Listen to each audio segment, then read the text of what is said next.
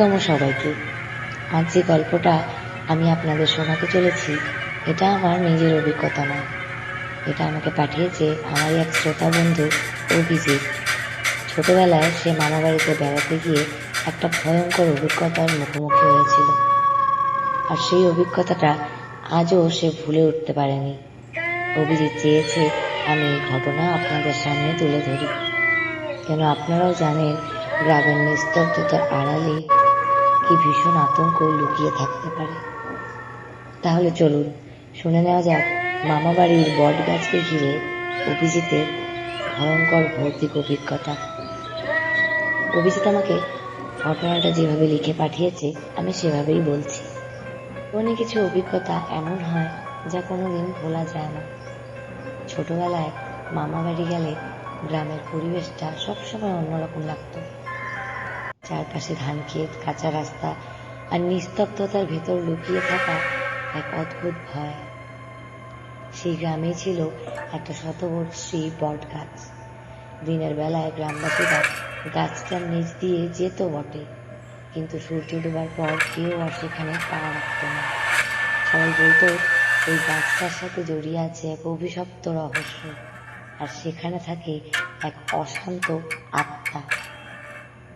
ছোটবেলায় কৌতূহলের ছলে আমি ঠিক করলাম একদিন নিজে গিয়ে সব দেখে আসবো। আর সেদিন রাতে আমি যখন সেই গাছের নিচে গিয়ে দাঁড়ালাম, তখন বুঝতে পারলাম কিছু রহস্য কখনো জানার চেষ্টা করাই উচিত নয়। শেষ পর্যন্ত গল্পটা শুনুন, কারণ এই ঘটনার ক্লাইম্যাক্স আপনার কল্পনারও বাইরে। আমি যখন মামা বাড়িতে প্রথমবার যাই, বয়স খুব বেশি না, ক্লাস 3 বা 4 পড়ি। ছোট্ট শান্ত একটা গ্রাম। সারাদিন খেলাধুলা, নদীর ঘাটে সাঁতার কাটা, গরুর গাড়ি চড়ে ঘুরে বেড়ানো, খেজুর গাছের রস খাওয়া, সবকিছুই স্বপ্নের মতো লাগতো। কিন্তু গ্রামে ঢুকতেই একটা জিনিস সবসময় চোখে পড়তো। রাস্তার মোড়ে সেই বিশাল বট গাছটা, ডালপালা চারদিকে ছড়িয়ে যেন গোটা রাস্তাটাকে ঢেকে ফেলেছে। গাছটার নিচে এক ধরনের অন্ধকার জমে থাকে দিনের আলোতে। গ্রামের সবাই বটগাছটার কথা এড়িয়ে চলত, কেউ ওখান দিয়ে হাঁটতো না সন্ধ্যার পর। আমার ছোট্ট মাথায় তখনই প্রশ্ন এলো, একটা গাছের প্রতি আবার এত ভয় কিসের? সন্ধ্যা নামলে মামা মামি আমাকে বারবার বলতো, সন্ধ্যার পর বাইরে যাস না, আর ওই বটগাছটার ধারে কাছেও যাবি না। আমি অবাক হয়ে জিজ্ঞেস করতাম, কেন, কি আছে ওখানে? তারা শুধু বলতো, শুনেছি অনেক বছর আগে এক মেয়ে ওই গাছে ফাঁসি দিয়েছিল, তারপর থেকে ওখানে নাকি অদ্ভুত সব ঘটনা ঘটে। আমি হাসতাম, আত্মা টাত্মা বলে কিছু হয় নাকি? কিন্তু ভেতরে ভেতরে আমার কৌতূহলটা আরো বেড়ে যেত। এক সন্ধ্যায় খেলতে খেলতে আমি একটু দূরে চলে গিয়েছিলাম। হঠাৎ লক্ষ্য করলাম আমি দাঁড়িয়ে আছি সেই বট গাছটার দিকে মুখ করে। গাছটার চারপাশে বাতাস অদ্ভুত ঠান্ডা, আর এক ধরনের গন্ধ আসছিল, কাঁচা মাটির সাথে মিশে থাকা পচা পাতার গন্ধ। দূর থেকে দেখলাম যেন কারো লম্বা চুল নিচের দিকে ঝুলছে। চোখ কুচলে আবার তাকালাম, দেখি কিছুই নেই। আমি ভয় পেলাম না, বরং আরো এগিয়ে যেতে ইচ্ছে হলো। মনে হচ্ছিল আমাকে টানছে গাছটা, যেন বলছে, এসো, আরো কাছে এসো। আমার সমবয়সী কয়েকজন গ্রামীণ বন্ধু একদিন আমাকে গোপনে বলল, শোন, ওই গাছের নিচে রাতে এক মহিলা দাঁড়িয়ে থাকে, লাল শাড়ি পরে থাকে আর চুল দিয়ে পুরো মুখ ঢেকে রাখে।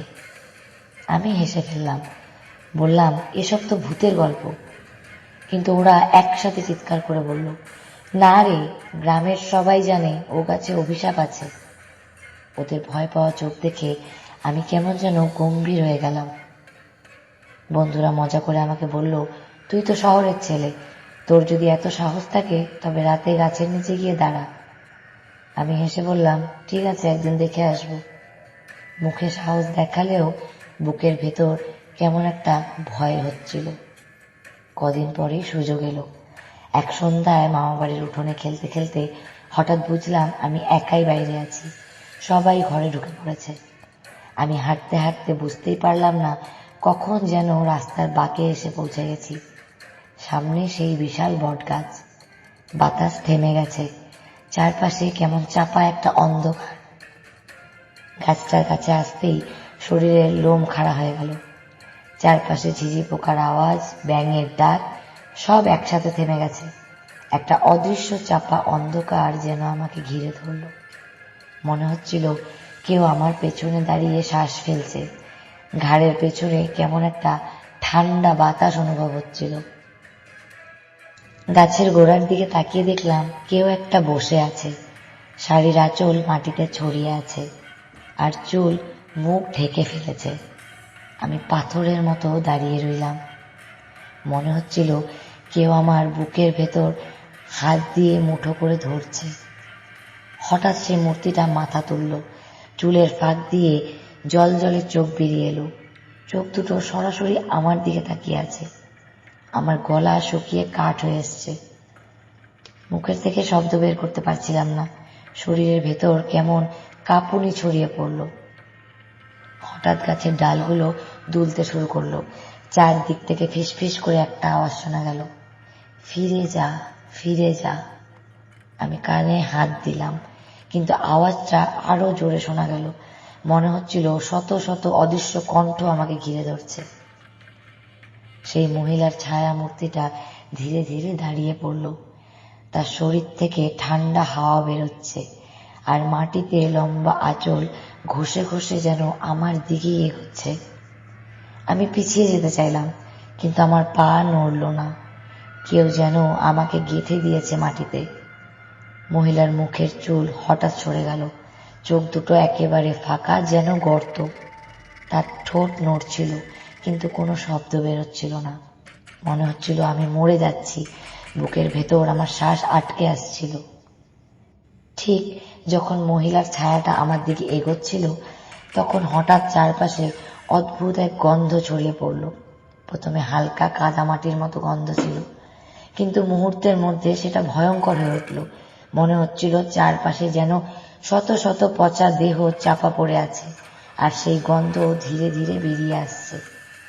আমার নাক ঝাঁঝরা হয়ে যাচ্ছিল, শ্বাস নিতে পারছিলাম না। মনে হচ্ছিল যেন বুকের ভেতর পুরো বাতাস আটকে গেছে। আমি কাশতে চাইলাম, কিন্তু গলা দিয়ে কোনো আওয়াজ বেরোলো না। চোখ ঝাপসা হয়ে গেল, মাথা ঘুরে পড়ে গেলাম। সেই সময় মনে হলো কেউ যেন আমার কানের কাছে ফিসফিস করে বলছে, তুইও এখানে থাকিস চিরকাল। আমি প্রায় মাটিতে লুটিয়ে পড়ব, তখনই হঠাৎ তীব্র আলো এসে পড়ল আমার মুখে। আমি চোখ বন্ধ করে ফেললাম। আলোটা ছিল টর্চের। দেখলাম মামা টর্চ হাতে ছুটে আসছে। তিনি দম ফাটানো গলায় আমার নাম ধরে ডাকছিলেন। আর আশ্চর্যের ব্যাপার হলো, আলো পড়তেই সেই ছায়ামূর্তিটা হাওয়ার মতো মিলিয়ে গেল। চারপাশে আর কিচ্ছু নেই, শুধু শুকনো পাতার খসখস শব্দ আর এক অদ্ভুত নীরবতা। তবে গন্ধটা তখনও হালকা ভেসে আসছিল। মামার চোখে ভয়ের ছাপ স্পষ্ট ছিল। তিনি আমাকে শক্ত করে আঁকড়ে ধরলেন, যেন কাউকে হারাতে চান না। মামা টেনে নিয়ে গেলেন আমাকে বাড়ির ভেতর। আমার পুরো শরীর তখনও কাঁপছিল, দাঁতগুলো ঠকঠক করে নড়ছিল। ঘরে ঢুকতেই মামি দৌড়ে এলো। তিনি আমার কপালে গঙ্গা জল ছিটালেন, কপালে কালো টিপ দিলেন। আমি হাঁপাতে হাঁপাতে বসে পড়লাম মাটিতে। মনে হচ্ছিল আমি যেন মাত্র ডুবে গিয়ে উঠে এসেছি জলের নিচ থেকে। মামা বারবার আমার মাথায় হাত বুলিয়ে বলছিলেন, কিচ্ছু হয়নি বাবা, আমি এসেছি, এখন আর ভয় নেই। কিন্তু আমার চোখের সামনে এখনো সেই চোখ দুটো ভেসে উঠছিল। মনে হচ্ছিল সে এখনো বাইরে দাঁড়িয়ে আছে অন্ধকারে। সেই রাতে মামা অনেক চেষ্টা করেও আমাকে শান্ত করতে পারছিলেন না। অবশেষে ধীরে ধীরে আমাকে বললেন সত্যিটা। মামা শুরু করলেন, অনেক বছর আগে এই গাছের ডালে এক মেয়ে আত্মহত্যা করেছিল। শুনেছি প্রেমে প্রতারণা পেয়ে সে এখানে ফাঁসি দেয়। তারপর থেকে ওর আত্মা শান্তি পায়নি। গ্রামের মানুষজন বারবার দেখেছে রাতে গাছের নিচে লাল শাড়ি পরা এক মহিলা দাঁড়িয়ে থাকে। কেউ কাছে গেলে সে ডেকে নেয়। আমি শুনে কাঁপছিলাম। মনে হচ্ছিল আমি ঠিক এখনো তার ডাকে সাড়া দিয়ে যাচ্ছিলাম। যদি মামা টর্চ নিয়ে না আসতেন হয়তো আমি আজ আর থাকতাম না। সেই রাতটা আমার জীবনের সবচেয়ে দীর্ঘ রাত হয়ে গেছিল। খাটে শুয়ে থেকেও যেন আমি ঘুমাতে পারছিলাম না। চোখ বন্ধ করলেই মনে হচ্ছিল আমি এখনো বটগাছের নিচেই দাঁড়িয়ে আছি। জানলার ফাঁক দিয়ে গাছটার কালো ছায়া আমার ঘরে ঢুকে পড়ছিল। হঠাৎ যেন মনে হলো জানলার বাইরে কিছু একটা নড়ছে। প্রথমে ভেবেছিলাম বাতাসে ডালপালা দুলছে, কিন্তু না, ডালের ফাঁক দিয়ে লালচে আলো বের হচ্ছিল। সেই আলো ধীরে ধীরে একটা আকার নিল। আমি স্তব্ধ হয়ে গেলাম। লাল শাড়ি পরা সেই মহিলার ছায়া গাছের ডাল থেকে উল্টো ঝুলে আছে। তার চোখ দুটো অস্বাভাবিকভাবে জ্বলজ্বল করছে, ঠোঁটের কোণ থেকে রক্ত গড়িয়ে পড়ছে, আর জিভ অর্ধেক বের হয়ে ঝুলে আছে। আমি চিৎকার করতে চাইলাম, কিন্তু গলা দিয়ে কোনো আওয়াজ বেরোলো না। মনে হচ্ছিল বুকের ভেতর থেকে কারোর হাত আমার স্বর চেপে ধরেছে। আর তখনই স্পষ্টভাবে শুনতে পেলাম কানে কানে ভেসে আসছে এক অমানুষী হাসি। হঠাৎ সেই ছায়াটা জানলার দিকে এগোতে লাগলো। আমার বুক ধড়ফড় করে উঠছিল, হাত পা অসাড় হয়ে যাচ্ছিল। মনে হচ্ছিল সে এখনই ভেতরে ঢুকে পড়বে। জানলার কাছে ঠক ঠক করে টোকা পড়ল 3 বার। আমার চোখের সামনে স্পষ্ট দেখা যাচ্ছিল তার মুখটা, কালো হয়ে যাওয়া ঠোঁট, শূন্য চোখের ভেতর থেকে আলো বেরোচ্ছে। তার মুখ থেকে একটাই শব্দ বেরোলো, এবার তুই। ঠিক সেই মুহূর্তে ঘরের সব বাতি হঠাৎ নিভে গেল। পুরো ঘর অন্ধকারে ডুবে গেল। শুধু জানলার বাইরে সেই চোখ দুটো ভেসে রইল। আমি হঠাৎ বুঝতে পারলাম সে ধীরে ধীরে ভেসে আসছে। আমি প্রায় জ্ঞান হারানোর মুখে। তখনই হঠাৎ মামা দরজা ভেঙে ঢুকলেন। তার হাতে আবার সেই টর্চ আর গঙ্গা জল। তিনি এক ঝটকায় জানলার দিকে টর্চ মারলেন। সাথে সাথে এক বিকট চিৎকার চারপাশে হয়ে উঠল। জানলার কাঁচ ভেঙে গেল, আর সেই ছায়াটা মুহূর্তের মধ্যে মিলিয়ে গেল কালো ধোঁয়ার মতন। তারপর নীরবতা। নিস্তব্ধতায় শুধু আমার হাঁপানোর শব্দটা শোনা যাচ্ছিল। সকালে উঠে দেখি জানলার কাঁচ আসলেই ভাঙা, আর চারপাশে গন্ধ লেগে আছে, সেই একই পচা মাংসের গন্ধ। মামা কোনো কথা বললেন না, শুধু জানলার বাইরে তাকিয়ে দীর্ঘশ্বাস ফেললেন। গ্রামের লোকেরা আজও বলে সেই মহিলার আত্মা গাছের ডাল থেকে কারোর অপেক্ষায় থাকে, তাকে একবার দেখলে মুক্তি নেই। আমি আজও মনে করি সেদিন যদি মামা না আসতেন আমি হয়তো এখন আর এই গল্পটা বলতে পারতাম না। এই ঘটনাটা আমার জীবনের বাস্তব অভিজ্ঞতা। তখন আমি ছোট ছিলাম, কিন্তু আজও যখন মামা বাড়ি যাই গাছটার দিকে তাকাতে পারি না। দিনের আলোতেও মনে হয় গাছটার ছায়ার ভেতর কিছু একটা নড়ছে। গ্রামের লোকেরা আজও বিশ্বাস করে সেই গাছের নিচে সূর্য ডোবার পর দাঁড়ালে কেউ আর জীবিত ফেরে না। রাতের বেলা কুকুরগুলো হাউ মাউ করে চিৎকার করে ওঠে। পাখিরা হঠাৎ ডানা ঝাপটাতে ঝাপটাতে পালিয়ে যায়। অনেকেই বলেছে তারা দূর থেকে দেখেছে ওই মহিলাকে। ওই মহিলা যেন হাত মেরে ডাকছে। এটাই ছিল অভিজিতের পাঠানো ভৌতিক অভিজ্ঞতা। সত্যি বলতে ও যেভাবে লিখে পাঠিয়েছে পড়ে আমারও গায়ে কাটা দিয়েছিল। আপনাদের কারোর এরকম ভয়ঙ্কর অভিজ্ঞতা থাকলে কমেন্টে লিখে জানাবেন। চাইলে আপনার গল্পও আমাকে পাঠাতে পারেন, আমি সেটাকে এভাবেই সবার সামনে নিয়ে আসব। যদি গল্পটা ভালো লেগে থাকে তাহলে অবশ্যই লাইক দিন, কমেন্টে জানান আপনার মতামত, আর চ্যানেলটি সাবস্ক্রাইব করে নিন।